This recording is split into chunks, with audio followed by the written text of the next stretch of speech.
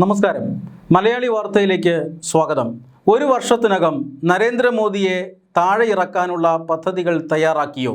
അതിൻ്റെ പ്രവർത്തനങ്ങളുമായി അമേരിക്കൻ ഏജൻസികൾ മുന്നോട്ട് പോവുകയാണോ? ഇത്തരത്തിലുള്ള ഒരു സന്ദേശം സമൂഹ മാധ്യമങ്ങളിൽ ഇപ്പോൾ വ്യാപകമായി പ്രചരിപ്പിക്കപ്പെടുകയാണ്. ഓപ്പറേഷൻ 37 അല്ലെങ്കിൽ ഓപ്പറേഷൻ 37 എന്ന് പേരിട്ടിരിക്കുന്ന ഒരു പദ്ധതി അമേരിക്കയിലെ ഏജൻസികൾ നടത്തി വരുന്നതായും അത് പ്രധാനമന്ത്രി നരേന്ദ്രമോദിക്കെതിരാണെന്നും BJPയിൽ നിന്നും 37 MP-മാരെ അടർത്തി മാറ്റി BJPയിൽ നിന്നും പുറത്തെത്തിച്ച ശേഷം സർക്കാരിനെ താഴെ ഇറക്കുക എന്ന പദ്ധതിയാണ് ഈ ഏജൻസികൾക്കുള്ളത് എന്നുമാണ് ഈ സന്ദേശത്തിൽ പറയുന്നത്. വാട്സാപ്പിലും മറ്റും വ്യാപകമായി പ്രചരിപ്പിക്കപ്പെടുന്ന ഈ സന്ദേശം ഒരു മുന്നറിയിപ്പ് എന്ന രീതിയിലാണ് പുറത്തേക്ക് പ്രചരിക്കുന്നത്. രാജ്യം അപകടത്തിലാണ്, സർക്കാരിനെതിരെ ബാഹ്യശക്തികൾ പ്രവർത്തിക്കുന്നു എന്നൊക്കെയുള്ള മുന്നറിയിപ്പുകളാണ് ഇതിൽ നൽകിയിരിക്കുന്നത്. എന്തായാലും ഇപ്പോൾ സമൂഹ മാധ്യമങ്ങൾ ഈ മുന്നറിയിപ്പുകളെ ഈ അടുത്തിടെ ഈ രാജ്യത്ത് നടന്ന ചില സംഭവ വികാസങ്ങളുമായി കൂട്ടിച്ചേർത്ത് വായിക്കുന്നു എന്നുള്ളതാണ് ഏറ്റവും പ്രധാനപ്പെട്ട കാര്യം. അതായത് ഏതാനും മാസങ്ങൾക്ക് മുമ്പാണ് ലഡാക്കിൽ ഒരു സംഘർഷം ഉണ്ടായത്. ബംഗ്ലാദേശ്, ശ്രീലങ്ക, നേപ്പാൾ എന്നീ രാജ്യങ്ങളിലൊക്കെ ഉണ്ടായ സർക്കാർ വിരുദ്ധ പ്രക്ഷോഭം ഓർമ്മയുണ്ടാകുമല്ലോ. ഈ സർക്കാർ വിരുദ്ധ പ്രക്ഷോഭങ്ങളെല്ലാം നടത്തിയത്, ഏകോപിപ്പിച്ചത് ആ രാജ്യങ്ങളിലെ യുവാക്കളാണ്. യുവാക്കളുടെ സമരത്തെ തുടർന്നാണ് ഭരണകൂടത്തിന് പുറത്തു പോകേണ്ടി വന്നത്. ഇതേ മാതൃകയിൽ ഇന്ത്യയിലും ചില പ്രക്ഷോഭങ്ങളും പരിപാടികളുമൊക്കെ സംഘടിപ്പിക്കാൻ ചിലർ ശ്രമിക്കുന്നു എന്നാണ് സമൂഹ മാധ്യമങ്ങൾ ചർച്ച ചെയ്യുന്നത്. ഇത് ഓർമ്മപ്പെടുത്തുന്നത് ലഡാക്കിൽ നടന്ന സമരമാണ്. മാസങ്ങൾക്ക് മുമ്പ് വാങ്ചുക്കിൻ്റെ നേതൃത്വത്തിൽ നടന്ന സമരം. അത് പിന്നീട് സർക്കാർ വളരെ വിദഗ്ധമായി തന്നെ കൈകാര്യം ചെയ്യുന്നു. വാങ്ചുക്കിനെ അറസ്റ്റിലാക്കിയിരുന്നു. വാങ്ചുക്ക് മാസങ്ങളോളം തടവിൽ കഴിഞ്ഞിരുന്നു. ഈ അടുത്ത കാലത്താണ് അയാൾ മോചിതനായത്. അതും ഇത്തരത്തിലുള്ള പ്രവർത്തനങ്ങളൊന്നും ഇനി നടത്തില്ല, ജനാധിപത്യപരമായി മാത്രമേ പ്രവർത്തിക്കൂ എന്ന് എഴുതി ഒപ്പിട്ട് കൊടുത്ത ശേഷമാണ് വാങ്ചുക്ക് മോചിതനാകുന്നത്. എന്തായാലും ലഡാക്കിലെ സമരത്തിന് ഏതാനും മാസങ്ങൾ കൊണ്ട് തന്നെ അവസാനം വന്നു.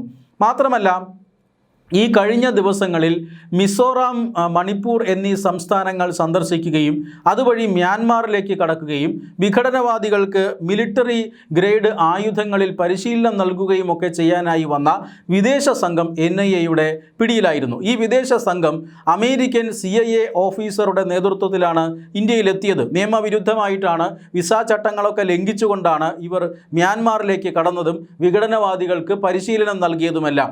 ഈ ഉദ്യോഗസ്ഥൻ, CIA-യുടെ ഒരു മുതിർന്ന ഉദ്യോഗസ്ഥനും 6ഓളം വരുന്ന യുക്രൈൻ പൗരന്മാരുമാണ് അന്ന് നിയമവിരുദ്ധ പ്രവർത്തനങ്ങൾ നടത്തിയെന്നതിൻ്റെ പേരിൽ, രാജ്യവിരുദ്ധ പ്രവർത്തനങ്ങൾ നടത്തിയെന്നതിൻ്റെ പേരിൽ സുരക്ഷാ ഏജൻസികളുടെ പിടിയിലായത്.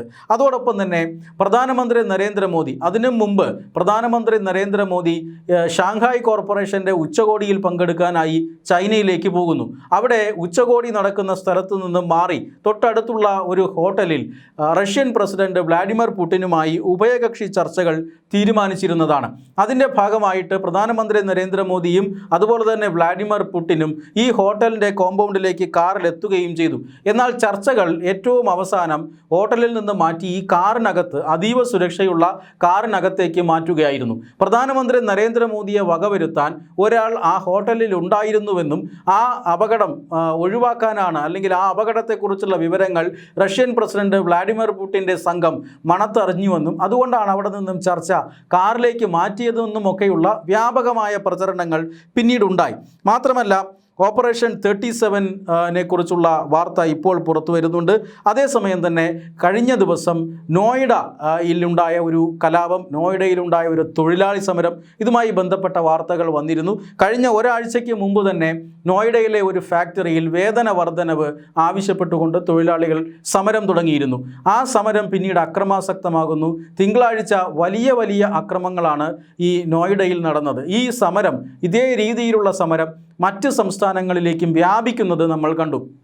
ഹരിയാന, രാജസ്ഥാൻ, മഹാരാഷ്ട്ര എന്നിവിടങ്ങളിലെല്ലാം, നിരവധി ഉത്തരേന്ത്യൻ സംസ്ഥാനങ്ങളിലെല്ലാം ഇത്തരത്തിലുള്ള തൊഴിലാളി സമരങ്ങൾ പിന്നീട് പെട്ടെന്ന് തന്നെ രൂപപ്പെട്ടു.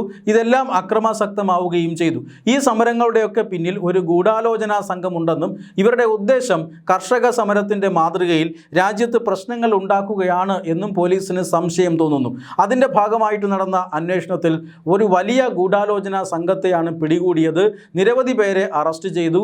500 500ഓളം പേരെയാണ് അറസ്റ്റ് ചെയ്തത്. അതിൻ്റെ തലവനെ ഇന്ന് രാവിലെ തമിഴ്നാട്ടിൽ നിന്നാണ് അറസ്റ്റ് ചെയ്യുന്നത്.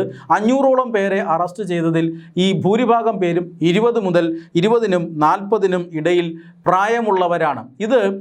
ഇതും ഇപ്പോൾ ഈ ഓപ്പറേഷൻ 37മായി ബന്ധപ്പെട്ട് ചർച്ച ചെയ്യുന്നുണ്ട്.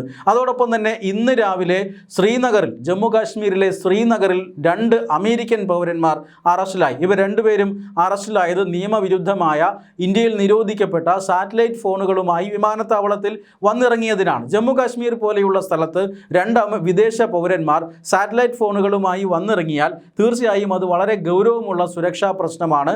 അവർ അറസ്റ്റിലായതും ഇപ്പോൾ സമൂഹ മാധ്യമങ്ങളിൽ ചർച്ചയാകുന്നുണ്ട്. അതായത് രാജ്യത്തിനകത്ത് പ്രശ്നങ്ങൾ ഉണ്ടാക്കാനും കേന്ദ്ര സർക്കാരിനെ അസ്ഥിരപ്പെടുത്താനും നിരവധി ശ്രമങ്ങൾ നടന്നു കഴിഞ്ഞതായും അവയൊന്നും ഫലപ്രാപ്തിയിലെത്താത്ത സാഹചര്യത്തിൽ ഈ ഏജൻസികൾക്ക് ചില അമേരിക്കൻ അധികാര കേന്ദ്രങ്ങൾ 12 മാസത്തെ സമയം കൂടി നൽകിയിട്ടുണ്ട് എന്നുമാണ് മുന്നറിയിപ്പിൽ പറയുന്നത്. അതുകൊണ്ട് തന്നെ ഈ 12 മാസത്തിനുള്ളിൽ പ്രധാനമന്ത്രി നരേന്ദ്രമോദിക്കെതിരായിട്ടുള്ള പ്രവർത്തനങ്ങൾ അത് കൂടുതൽ ശക്തമാക്കുക, 12 മാസത്തിനുള്ളിൽ കേന്ദ്ര സർക്കാരിനെ അട്ടിമറിക്കുക എന്നീ പ്രവർത്തനങ്ങൾ അണിയറയിൽ നടക്കുന്നു എന്നതായുമായിട്ടാണ് ഇപ്പോൾ സന്ദേശങ്ങൾ പ്രചരിക്കുന്നത്. സമൂഹ മാധ്യമങ്ങളിൽ വലിയ ചർച്ചാ വിഷയമാവുകയാണ്. ഓപ്പറേഷൻ 37 കുറിച്ച് വലിയ വിവരങ്ങളൊന്നുമില്ല, ആധികാരികമായ സ്ഥിരീകരണമൊന്നുമില്ല. പക്ഷേ മറ്റു മാധ്യമങ്ങളെല്ലാം ഇതിനോടകം തന്നെ റിപ്പോർട്ട് ചെയ്യപ്പെട്ടിട്ടുമുള്ളതാണ്. മറ്റ് രാജ്യങ്ങളിൽ, അതായത് ബംഗ്ലാദേശ്, ശ്രീലങ്ക, നേപ്പാൾ തുടങ്ങിയ രാജ്യങ്ങളിൽ നടന്ന സംഭവ വികാസങ്ങളുമായി കൂട്ടി വായിക്കുമ്പോൾ ഈ സമൂഹ മാധ്യമ ചർച്ചകളിൽ ചില പ്രാധാന്യം കാണുന്നവരുമുണ്ട്.